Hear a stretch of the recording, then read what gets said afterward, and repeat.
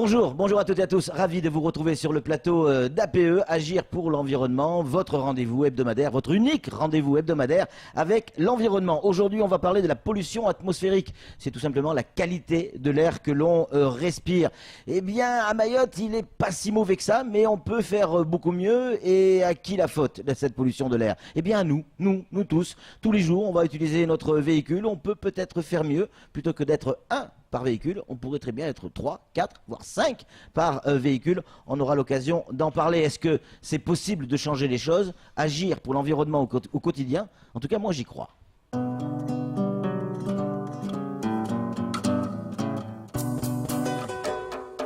Aujourd'hui, dans ce nouveau numéro d'APE, c'est la pollution atmosphérique qui sera à l'honneur. Les conséquences de cette pollution sur l'environnement sont énormes. Pluie acide, réchauffement climatique, émissions de gaz à effet de serre, destruction de la couche d'ozone, bref, le pire pour la biodiversité.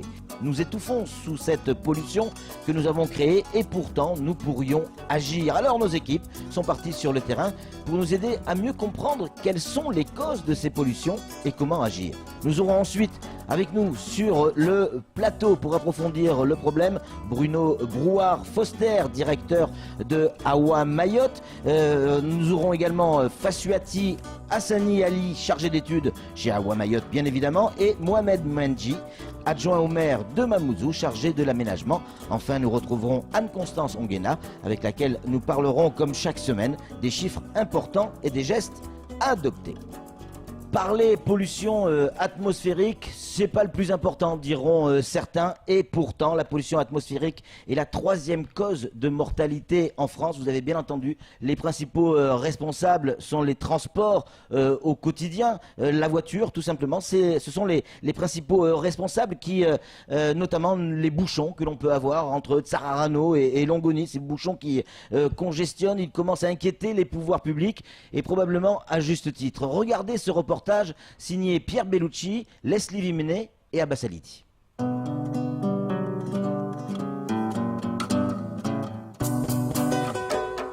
Selon Alcuin d'York, savant et religieux anglais du 8e siècle, l'air est le conservateur de la vie. En effet, chaque jour, nous respirons 15 000 litres d'air composé d'un mélange de différents gaz. Les polluants représentent 0,05% de la composition de cet air, une petite fraction donc, mais qui peut avoir un impact important sur la santé et les écosystèmes. Mais alors, connaissez-vous les sources de pollution atmosphérique les plus fréquentes à Mayotte? Ah non. Non. Non, pas vraiment. Je sais pas trop, beaucoup de choses. Elles doivent être liées au transport, je suppose. J'imagine les voitures. Les voitures, les avions. Et les déchets. Voies respiratoires, bronches, cœur, les polluants franchissent les barrières de défense naturelle avec de multiples conséquences sur la santé. À Mayotte, et pour répondre au code de l'environnement, l'association AWA Air a été créée le 15 décembre 2014. Depuis 11 zones de surveillance et 18 capteurs ont été installés sur l'île. 8 polluants sont ainsi mesurés. La plupart du temps, c'est la même source. On aura des sources dites primaires et des sources secondaires. On a également les sources anthropiques, c'est-à-dire c'est l'homme qui va émettre ces gaz dans l'atmosphère. Ces gaz, ils seront principalement issus des transports, de la combustion des combustibles fossiles. Ensuite, on va voir également l'érosion des sols ou également les particules émises par les véhicules encore. Et les volcans, bon, on n'est pas très concerné à Mayotte, mais les volcans et les industries. La combustion et les émissions de poussière sont les deux principales sources de pollution. Cependant, d'autres facteurs tels que la température, le vent et la pluie jouent un rôle dans la qualité de l'air qui varie d'un jour à l'autre. À ce titre, AWA Air s'est doté de 2 laboratoires mobiles afin de pouvoir arriver à des indices de qualité en temps réel. Chez AWA Mayotte, on n'est pas encore en régime de surveillance, on est en évaluation préliminaire de la qualité de l'air, c'est-à-dire qu'on est en train de sonder, de mesurer, de savoir ce qu'il y a dans l'air à Mayotte pour pouvoir poser nos stations à long terme, ce qui nous permettra d'avoir, comme dans les autres régions, des indices de la qualité de l'air, d'avoir des prévisions de la qualité de l'air à jour +1, jour +2 ou jour +3. Les premiers résultats relevés par AWA font état d'un air pouvant être qualifié de pur à Mayotte. Cependant, au sein de l'agglomération de Mamoudzou, des concentrations 2 à 3 fois plus élevées que la moyenne sur l'île sont relevées. Si ces concentrations restent en dessous du seuil réglementaire, il convient de faire évoluer les modes de consommation d'énergie. Pour ce faire, l'espace Info Énergie accompagne les particuliers qui souhaitent agir pour l'environnement. Accompagner les particuliers sur le projet, informer sur les aides financières qui existent et aussi conseiller, que ce soit sur le milieu scolaire et au niveau transport aussi, comment faire pour réduire la facture d'électricité et comment faire aussi pour réduire les émissions de gaz à effet de serre. Bon, malheureusement, aujourd'hui, il n'y a pas forcément les transports en commun, mais il y a aussi il y a les taxis, le fait du covoiturage, l'autostop. Et même quand on est au village, par exemple, pour se déplacer sur des trajets courts, on n'a pas besoin forcément d'une voiture. En attendant l'arrivée des transports en commun, des solutions de déplacement alternatives se développent. Awaer s'est par exemple doté du premier véhicule hybride du 101e département.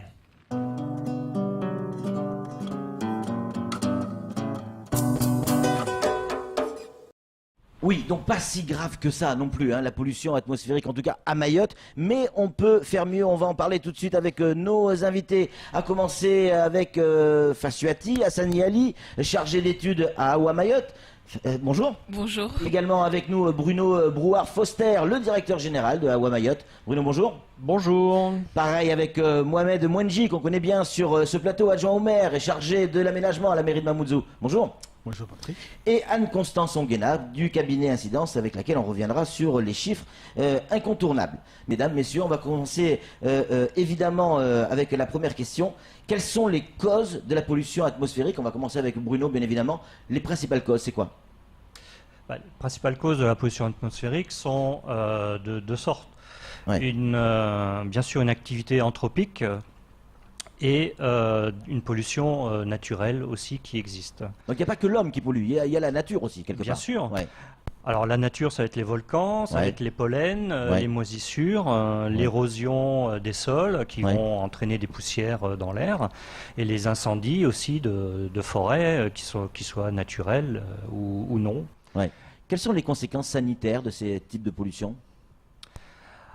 Ces pollutions ont les mêmes conséquences sanitaires que les pollutions anthropiques. Donc c'est surtout au niveau des particules fines qui vont être respirées par l'être humain qui vont générer des problèmes de respiration? Bien sûr. Ouais. Les conséquences environnementales, elles existent également, elles sont importantes. Fassuati, vous les connaissez, les conséquences environnementales de cette pollution? Oui, dégradation des bâtiments. Oui. On peut voir des bâtiments qui sont au bord de la route, qui sont recouverts de poussière, ou au niveau de l'alimentation aussi.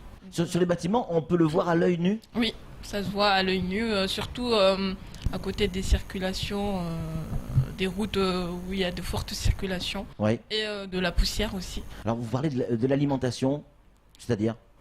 C'est-à-dire que cette pollution, on peut la retrouver aussi dans l'alimentation, où elle peut dégrader sur les fruits, les légumes par exemple, l'agriculture. Ah oui. Il peut avoir un impact sur l'agriculture. Et forcément sur la santé également. Mohamed Mouenji, quelles sont les solutions? Comment on peut remédier à ce problème?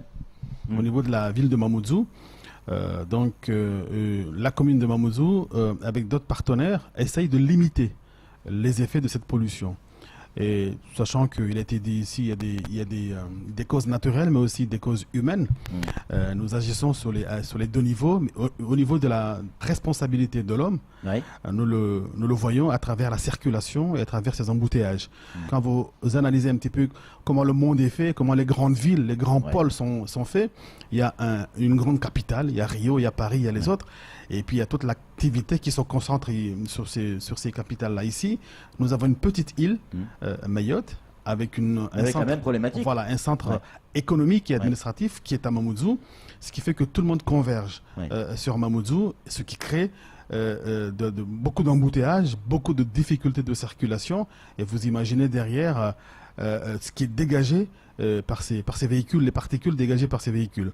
Donc nous, à notre niveau, de mettre en place des politiques publiques, nous essayons de préserver autant que nous pouvons la santé, en tout cas, de la population, au-delà de la question économique qui s'oppose aussi, parce qu'il y a le stress, parce qu'il y a les acteurs qui perdent leur temps dans les embouteillages. Nous essayons de mettre en place une politique volontariste au niveau des transports en commun. Donc il y a un projet qui est en cours, voilà, Caribus. C'est le transport en commun. Voilà, qui est un projet municipal et qui a été transféré parce que la loi le veut, à l'Académa, l'Interco d'Embeni Mamoudzou, et donc avec pour objectif effectivement de limiter, j'allais dire, le côté négatif de véhicules en limitant le nombre de véhicules au centre de Mamoudzou. C'est comme ça qu'on peut améliorer la qualité de l'air, en diminuant le nombre de véhicules et en augmentant le transport en commun en fait. C'est une des solutions, cette solution-là, donc de privilégier, en tout cas de diversifier les modes de déplacement. Transport en commun, mode de déplacement doux, la marche à pied, le vélo, etc. Parce que en plus de ce que nous allons faire au niveau des transports en commun, je rappelle que nous avons un itinéraire vert qui va partir de Tsunzu jusqu'à Kawini. Donc depuis les Hauts-Vallons jusqu'à Passamainti, nous aurons effectivement un site propre, ce qu'on appelle un BHNS. Donc c'est un bus propre, dédié, avec une voie dédiée. Mais à côté de cette voie dédiée, il va y avoir effectivement des aménagements urbains, parce que ce n'est pas seulement un projet de déplacement, c'est aussi un projet de transformation urbaine. Donc, encore une fois, pour encourager les modes de déplacement doux, le vélo, la marche à pied et même le covoiturage. Mais le covoiturage dépasse un peu Mamoudzou. C'est pour cela que tout ce travail-là que nous faisons à Mamoudzou et à Dembeni, c'est un travail qui s'inscrit dans le cadre d'un plan global, en interaction avec le projet interurbain de département qui va être lancé cette année sur l'ensemble du territoire. Donc, encourager les bus. Le bus pollue.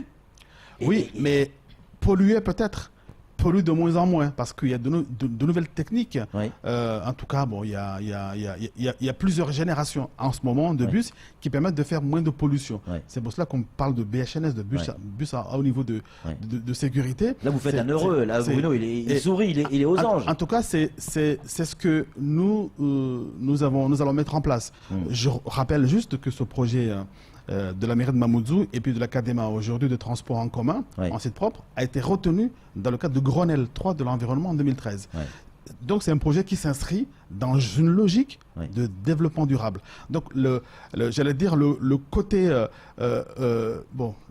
environnement, social, sociétal, économique, nous avons tenu compte de cela. En tout cas, ceux qui ont retenu le projet au niveau national, parce que l'État nous accompagne à hauteur de 9 millions pour l'instant, mais vu les annonces de la ministre, l'enveloppe va passer de 9 millions à plusieurs millions. Parce que bon, on n'a pas encore le chiffre définitif, mais c'est pour dire que si l'État s'intéresse au projet de Mamoudzou, et de Dembeni maintenant, c'est qu'il y a cet élément-là. Bruno, quand vous entendez ça, évidemment vous aviez le sourire, un bus propre pour remplacer des dizaines de voitures, c'est une partie de la solution, clairement. Oui, clairement, sur Mamoudzou, ce qui manque, c'est les transports en commun pour désengorger. Et donc polluer moins. Et polluer moins. De plus, si les bus qui seront retenus sont plus propres, c'est-à-dire soit marche au gaz ou à des énergies qui sont ça serait une bonne nouvelle. Plus propre. Oui, tout à fait. Ou même électrique, ça existe. Fassuati, pourquoi aujourd'hui il faut suivre la qualité de l'air? Parce que ça a de l'impact sur la santé. Oui, au quotidien. Au quotidien, ça peut... Il y a... Bim. Oui. Parce que donc ça a un impact sur la santé, ça peut entraîner des maladies asthmatiques, donc c'est très important à surveiller. Il y a un lien, Bruno, directement entre l'impact sur la santé et ce que ça génère en coût également pour soigner. Donc là-dessus aussi, il va falloir faire très attention. Oui, tout à fait. Les coûts qui ont été estimés par une commission du Sénat il y a quelques années, estime à plus de 100 milliards d'euros par an le coût de la pollution atmosphérique pour la société. C'est-à-dire ça va comporter la maladie en elle-même, l'aggravation de maladies telles que l'asthme, des bronchopneumaties, voire jusqu'au cancer. Mais après, ça va aussi être les arrêts maladie qui coûtent très cher, en plus des soins et tout ce qui peut en découler. Et comme on parlait aussi Fasciati tout à l'heure, la dégradation environnementale, que ce soit des bâtiments et aussi au niveau de la végétation. Bruno, c'est pas n'importe quoi à Ouamayotte. C'est une association qui a été agréée par l'État. Quels sont vos objectifs pour cette année et les années à venir? Oui, tout à fait. Nous faisons partie donc d'un réseau, ce qu'on appelle des ASCA, c'est des associations agréées de surveillance de qualité de l'air. Ouais. Toutes ces associations sont fédérées par Atmo France et nous sommes tous agréés donc par le ministère de l'Environnement pour nos missions. Alors nos missions principales donc vont être de surveiller la qualité de l'air suivant les directives européennes. Donc on a un certain nombre de polluants réglementés à mesurer, à rapporter toutes ces données vers l'État. Et la deuxième mission est de communiquer ces résultats envers la population et mener des niveaux d'alerte si besoin. Alors tout à l'heure, Mohamed Mwenji expliquait le projet Caribus. Il n'y a pas que celui-là, il y a d'autres solutions. Peut-être le contournement de Mamoudzou peut être aussi une solution, peut-être. Mais comment d'ici là, parce que le temps que ça se mette en place, il va falloir quelques semaines, quelques mois, quelques années, comment entre-temps on peut agir pour éviter de polluer notre air? Là, demain matin, qu'est-ce que je dois faire?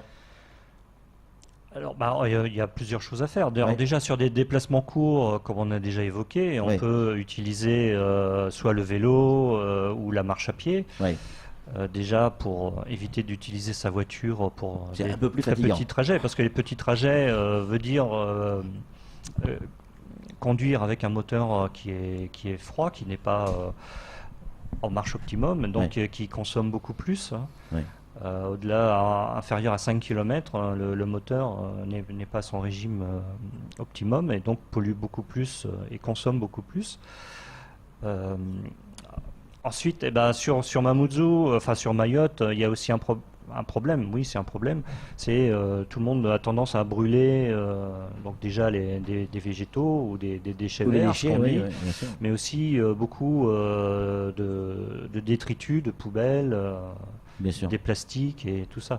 Donc ce sont des pollutions très ponctuelles au niveau géographique, mais qui peuvent gêner fortement la population. Parce que quand on est face à un brûlage de déchets et qui se répand sur tout le village, on peut être très incommodé, avoir des maux de tête et des irritations, même oculaires, des choses comme ça. Mohamed Mwenji, vous avez parlé du projet de transport en commun, notamment Caribus. Évidemment, on est tous ravis de ce projet. On parlait timing avec Bruno à l'instant. Quand on va pouvoir monter dans le premier bus? Est-ce qu'on a une date, une idée précise à partir de quel moment on va permettre de polluer moins? Concernant le projet de l'Académie Caribus, les travaux sont prévus en 2019. Donc avec vous pouvez monter dans le bus en 2021. En fait, on va le faire en tranches. Parce que quand on regarde le coût d'investissement et d'exploitation, nous dépassons les 1,7 milliard sur plusieurs années. Donc il faut commencer avec une dépense qui va, dès l'année prochaine, de 100 millions par an. Donc c'est pas un petit projet, c'est un grand projet et qui va commencer en 2019 avec une mise en service première partie en 2021. Donc on monte dans le bus en 2021. Voilà. Un des bus. Voilà. J'espère être élu en 2021. On vous le souhaite pour venir ici. Mais ce que je veux dire, Patrick, c'est que nous avons la responsabilité d'anticiper les choses. Parce que nous passons beaucoup de temps ici à subir les choses. Et qu'est-ce qu'on voit? On a affaire à un pays en voie de développement, Mayotte, le territoire de Mayotte, qui est un département français, avec une pauvreté qui est réelle. 84% de la population vit en dessous du seuil de pauvreté. En même temps, avec un taux d'équipement, de motorisation, de 26 à 28%. Alors que la Réunion, c'est 70%, en métropole, 80%. Ça veut dire quoi? Avec une jeunesse, la moitié de la population a moins de 18 ans. Ça veut dire qu'on va avoir ce qui est normal. Le taux de croissance est à 8%, même si on ne le dit pas, mais on va avoir une poussée, une envie de développement, une envie d'économie. Cette jeunesse-là va venir avec ce besoin d'exister par le véhicule, parce que nous sommes dans un monde de paraître. Et donc, à un moment donné, j'ai un véhicule, le plus gros cylindré, et j'existe. Et j'ai réussi. Voilà, donc on part d'une situation, d'une pauvreté, mais les jeunes ne vont pas rester éternellement dans la pauvreté. Donc ils vont vouloir s'équiper. Voilà, ça c'est ce qui s'est vérifié au niveau national. On s'équipe en télé, on s'équipe en réfrigérateur, mais on s'équipe aussi en véhicule, même si on n'a pas de garage, même si on ne sait pas où se garer. Donc c'est ce qui fait qu'il faut que nous anticipions en disant que la solution, ce n'est pas seulement le tout véhicule.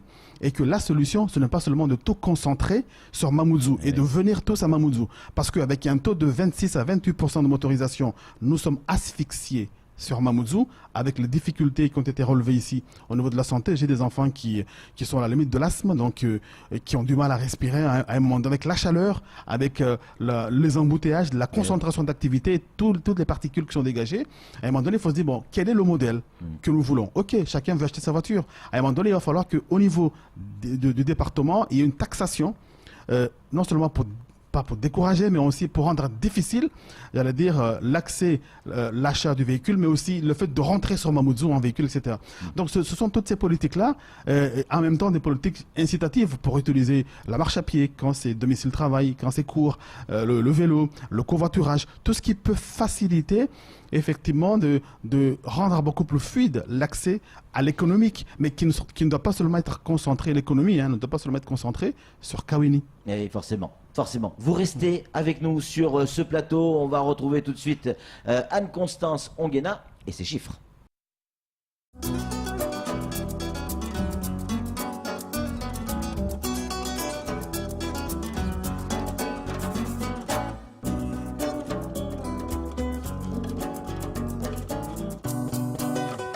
Anne-Constance, bonjour. Bonjour Patrick. Est-ce qu'on sait précisément à quoi la pollution est due à Mayotte? Oui, on le sait, la pollution de l'air est due en premier lieu à la transformation de l'énergie, puis au transport automobile. Ça veut dire quoi, la transformation d'énergie? La production de l'électricité. Eh oui. C'est 10 fois plus. Ouais. Le rapport est de 1 à 10 entre la transformation d'énergie et l'automobile. Ouais. Est-ce qu'on a une idée de la pollution environnementale, le brûlage des déchets, ce qu'expliquait Bruno tout à l'heure? C'est notable quand même? Là, si on parle, mais là c'est des chiffres vraiment très techniques. Oui. Il y a la transformation d'énergie, c'est 2870 tonnes d'oxyde d'azote qui sont balancées dans l'atmosphère et 284 tonnes pour la voiture. Combien de personnes meurent chaque année à cause de la pollution de l'air? 7 millions d'êtres humains à travers le monde, c'est les mesures de l'OMS qui correspond à 7% de la population. C'est énorme. C'est énorme. C'est la 3e cause de mortalité en France, on l'a dit en introduction. Ouais, c'est impressionnant. Ça correspond à 9% en France. C'est 7% à travers le monde, mais 9% en France. C'est la 3e cause. La première étant le tabac. Et la seconde cause, c'est l'alcool. L'alcool, ouais. Forcément. Inhaler 14 000 litres d'air, ça veut dire quoi? On l'a évoqué tout à l'heure. Oui. Ça veut dire quoi? Alors, inhaler, c'est pas avaler. Oui. Voilà. Et donc, inhaler 14 000 litres d'air, c'est ce dont on a besoin pour vivre toute une journée. C'est-à-dire que si on est enfermé dans une chambre, par exemple, de 8 mètres carrés toute une journée et qu'on respire l'air sans renouvellement, ça correspond à peu près à 14 000 litres d'air et c'est ce dont on a besoin pour vivre pendant une journée. Alors, tout à l'heure, Fassuati nous expliquait combien il est mauvais de brûler ces déchets verts, notamment dans son jardin. Pourquoi c'est si mauvais? Parce que ça dégage des particules fines qu'on inhale et brûler par exemple 50 kilos de déchets verts dans son jardin, ce qu'on fait allègrement pour ceux qui le pratiquent, moi pas, en saison humide, ça correspond à faire 110 fois le tour de Mayotte dans une voiture à essence. Ah oui. C'est beaucoup quand même. C'est tout simplement énorme. Juste en conclusion, Bruno, elle n'est pas si mauvaise que ça, Mayotte, pour l'instant. On mesure des polluants réglementés. Ouais. Les mesures sont tout à fait correctes en dehors du Grand Mamoudzou, comme on a évoqué. Et des heures de pointe. Et des heures de pointe, bien sûr. Après, il y a le ressenti global. Dès qu'on se promène dans Mayotte, on a toujours des fumées à sentir, des choses comme ça. Alors après, voilà, il y a des choses à améliorer. Il faut faire attention. Ouais. On va suivre tout ça de très très près. En tout cas, merci à vous tous d'être venus sur ce plateau. C'est tout pour cette émission, ce numéro spécial concernant évidemment la pollution de l'air. Nous, on se retrouve évidemment la semaine prochaine pour une nouvelle émission d'APE. Ça sera sur la même chaîne, à peu près la même heure. D'ici là, soyez prudents. Salut.